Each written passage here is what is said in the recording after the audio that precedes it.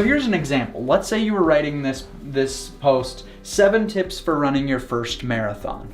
So what would be like the worst tips you could give for that?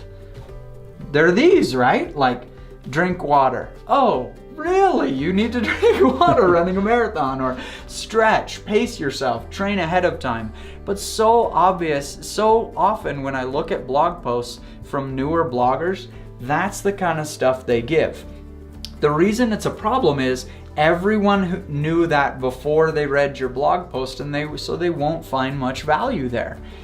But there's one really clever tip, and this is what we're teaching all of our writers, what we talk to them about in the meeting, is a great way to think of clever tips is to start with lame tips. So if you're writing this post, write your 7 awful, lame, boring tips here, and then go research each one of them to find a clever hack about that thing. So for example, drink water. Well, what if you just go look up a study? I'm sure there are a dozen or more that have been done on how much water you should drink when you're running a marathon. And now your tip isn't drink water, it's elite marathoners and first marathoners alike generally drink 2 liters of water during the course of a marathon. Now I have some new knowledge.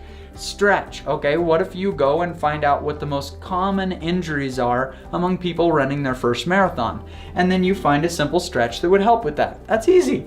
You pace yourself. Go look at numbers of marathon results and how long it takes an average first-time marathoner to finish. And then instead of pace yourself, your tip can be shoot for an 8-minute, 20-second pace, etc. So it's a really cool process, so that even if you don't know much about marathoning, you can quickly find some ninja clever tips to make your blog seem valuable and helpful to somebody who goes there.